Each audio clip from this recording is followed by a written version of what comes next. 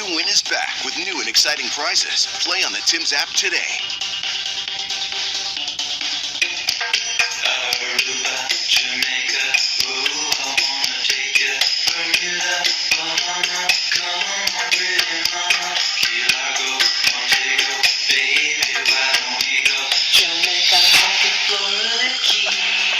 You can't tease Tam like this. No. Last time we did this, you were about to go off to Jamaica. Not today, Tam. Not today, no. Not today. Right Well, that here. actually leads us interestingly into our story here. 7:22 on Breakfast Television. Good morning. We got Devo, Tam, and I'm Meredith. Sid is off today, but maybe you could go do your job from Jamaica. This is this new thing called a hush trip, and it goes like this. This is post-pandemic. Countless employees have, continued to work from home or from somewhere else. So the hush trip is where employees work remotely from a location other than their usual one. But the kicker here, the hush of it all, is without informing their employers. Oops. So yeah, I could be working from home, or I could be that guy in the bucket hat at the swim up bar on the Zoom, but the background has changed or whatever. So that is the hush trip. The hush trip? Hush trip. Yeah. And, we're keeping mum about that to fend off product issues or even tax issues potentially too. So is this something, not naming names, not putting you on the spot. Have you done it? Could you done it? It's not really possible for us here on Breakfast Television. Your trips are unhushed. Mine are definitely loud. There's no shh about the trips I do when I'm working remotely, but 100% I would do that. If I had a job where, I have a friend that did it, but it was kind of hush, I guess. He works in tech, and he went and spent a month in Dominican Republic and worked from there. And everything he does is remote anyways. And so he was like, why in January would I be in the cold and the snow when I could be in the warmth? And he did that. And productivity didn't change for him. He still did a full work day. He'd be on all the calls, but he was just doing it in an open space when it was warm instead of his condo. And no one found out.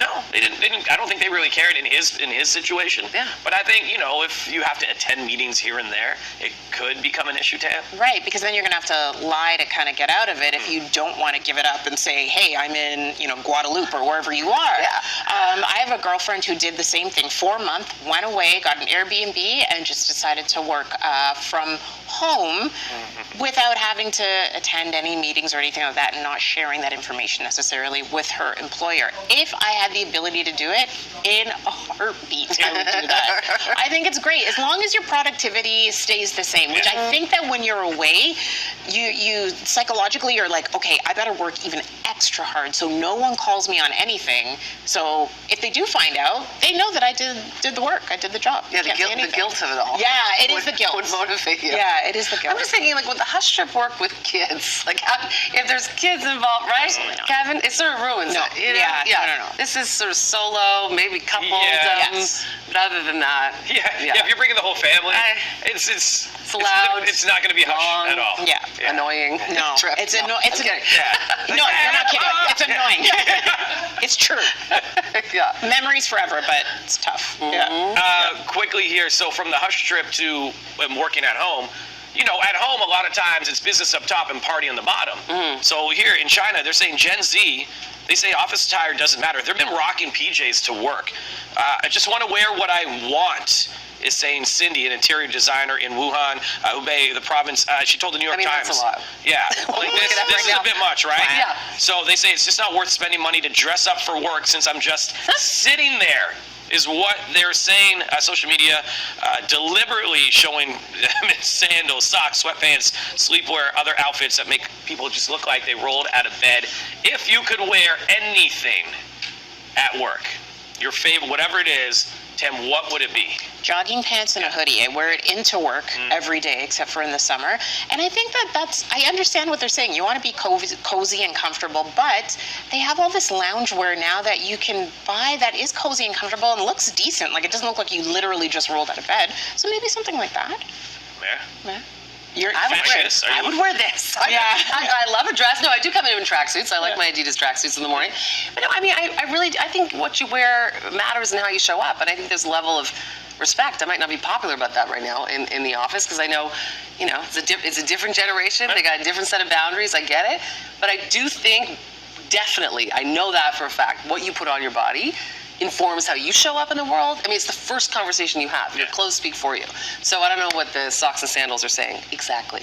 Oh, don't do socks and sandals together. Yeah. Okay, Bieber. Right? I always did this whole thing, look good, feel good, smell good. You're going to have a good time. That's kind of how I always... That's your gym tan laundry? Yeah. Look good. Feel good. Feel good. Smell good. Smell good. We're going to have a good time. Devo Brown. We're going to have a good time. Yeah, that's kind of where I'm at with it. However, I understand the comfort when you're just sitting for 8 hours if you're in an office. And honestly, the looking good part is not cheap anymore as well. So if you're in an office and you got to get a suit or a power suit or whatever it might be, dress, this and that, 5 days a week, people are commenting on that. That doesn't, your whole paycheck is going to that too. So I understand where that cozy aspect of it is. But I mean, to wear the matching PJs, I feel like that costs you some money too. Yeah, and I Right? feel like you're putting a point out there. Yeah. I'm in PJs, and I want you to look at me. in That my was the only PJs. one of those photos that I liked. Oh, really? Yeah. I was Uniform. Like, points for coordination. I see If you. that's the office uniform, I see you. maybe that's not bad. All right, let us know your thoughts. Always feedback at breakfasttelevision.ca. You can drop comments on YouTube and TikTok if you're watching live that way. Coming up, Tam's got news, headlines, of course, and we're also heading to Oakville. Oh, boy. Our producer, Nick Holland, is been let out into the public to check out this. It's an indoor skydiving facility. This is his first live eye. Will he mess everything up and maybe break the place? We'll find out at 7:40. Get ready for that. He's the one with the laugh. the the lady, loud the lady with the cackle. Lady with the That's cackle. coming up. lady with the cackle. Yeah.